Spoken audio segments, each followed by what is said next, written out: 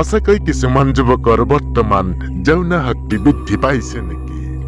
এই যৌন শক্তি বৃদ্ধি পোৱাৰ ফলতেই চাগে কিছুমান যুৱকে সমাজত নঘটাবলগীয়া ঘটনা সংঘটিত কৰিবলৈ কুণ্ঠাবোধ কৰা নাই। একাংশ যুৱকে বৰ্তমান নিজৰ যৌন শক্তি কণ্ট্ৰল কৰিব নোৱাৰাত বিভিন্ন অনৈতিক কাৰ্যত লিপ্ত হোৱা দেখিবলৈ পোৱা গৈছে। এইবাৰ এটা ধৰ্ষণ কাণ্ড সংঘটিত কৰিছে এজন যুৱকে নিজৰ যৌন শক্তি কণ্ট্ৰল কৰিব নোৱাৰা ফলতেই।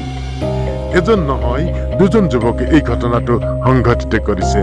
এগৰাকী কণমানিক ধৰি নি এখন হাবিৰ মাজত পেলাই লৈ নিজৰ যৌন ক্ষুধা তৃপ্তি ল'বলৈ জোৰ জবস্তি কৰে যুৱতীগৰাকীয়ে বহু কাতৰ অনুৰোধ কৰাৰ পিছতো কিন্তু যুৱককেইজনে যুৱতীকেইগৰাকীক এৰি নিদিয়ে। যুৱতীগৰাকীয়ে যুৱককেইজনক বহুত অনুৰোধ কৰে, লগতে যুৱককেইজনে ভিডিঅ' প্ৰস্তুত কৰে সেই যৌন সম্ভোগৰ সময়কণ।